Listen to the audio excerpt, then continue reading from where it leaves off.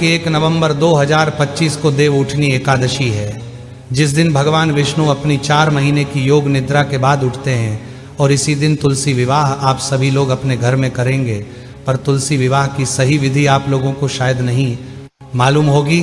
देवउठनी एकादशी के दिन से शुभ और मंगल कार्य होना भी शुरू हो जाते हैं, और तुलसी विवाह आप देवउठनी एकादशी के दिन से कार्तिक की पूर्णिमा के दिन किसी भी एक दिन कर सकते हैं, पर सबसे विशेष देवउठनी एकादशी का ही दिन माना जाता है। महाराज, ये सारी अद्भुत जानकारी हम आपको इस वीडियो में अच्छे से समझाएंगे।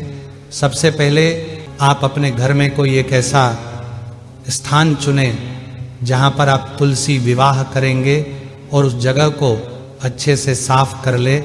महाराज, अब वहां पर एक चौकी रख ले, और तुलसी जी का जो पौधा आपके घर में है उसे भी वहां पर लाकर रखें, और वहां पर एक रंगोली भी याद से बना ले।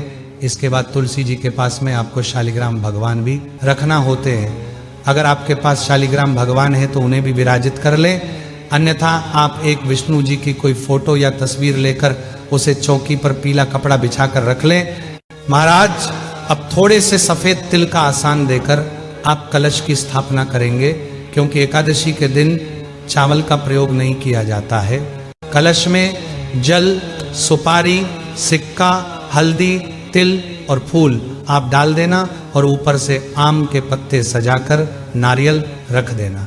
इसके बाद आप लोग गणेश जी की स्थापना करेंगे।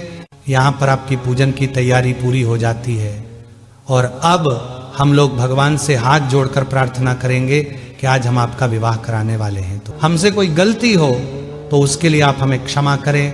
महाराज, अब सबसे पहले एक लोटे में जल लेकर हम सभी भगवानों पर थोड़ा सा जल छिड़क देंगे शुद्धिकरण के लिए।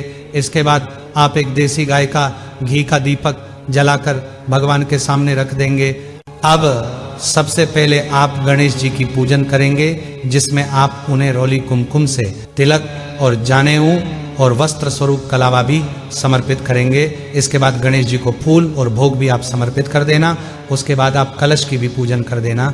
महाराज, अब हम विवाह की रस्म शुरू करेंगे, जिसमें सबसे पहले हम हल्दी की रस्म करेंगे, और थोड़ी सी सूखी हल्दी लेकर उसमें दूध मिलाकर उसका पेस्ट बनाकर सबसे पहले 5 बार शालिग्राम भगवान को हल्दी लगाएंगे, और उसके बाद में यही हल्दी तुलसी जी को हम 5 पर वापस से लगाएंगे। यहाँ पर हल्दी की रस्म पूरी हो जाती है। महाराज, इसके बाद हम लोग मेहंदी की रस्म करेंगे। उसके लिए भी आप थोड़ी सी मेहंदी घोलकर या कोण लेकर 5 बार शालिग्राम जी को मेहंदी लगाएंगे, और फिर यही मेहंदी तुलसी जी को हम 5 बार लगाएंगे।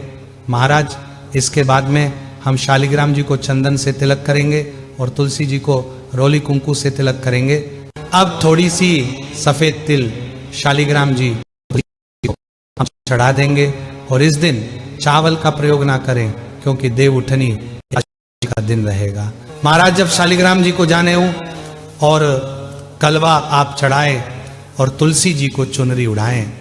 महाराज, अब हम वरमाला की रस्म करेंगे, जिसमें सबसे पहले हम तुलसी जी को एक फूलों की माला छुआकर शालिग्राम भगवान को पहना देंगे।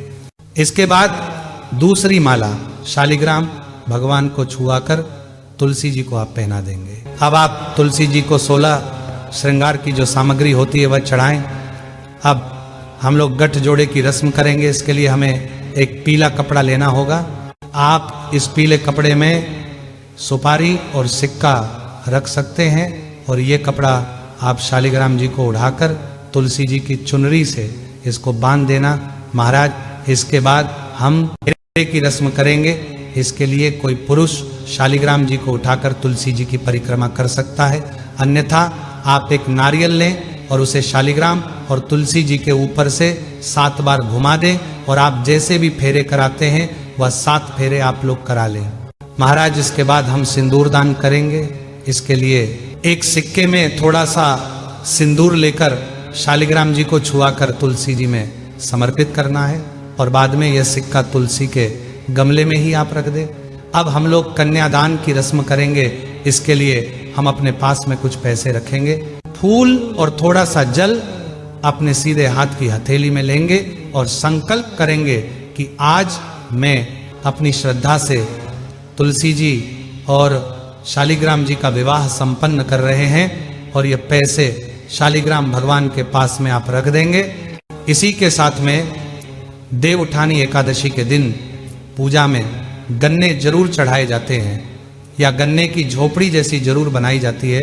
इसके बाद तुलसी जी और शालिग्राम जी को जो भी आप दान में देना चाहते, जैसे साड़ी, कपड़े, बर्तन दान कर देना है महाराज।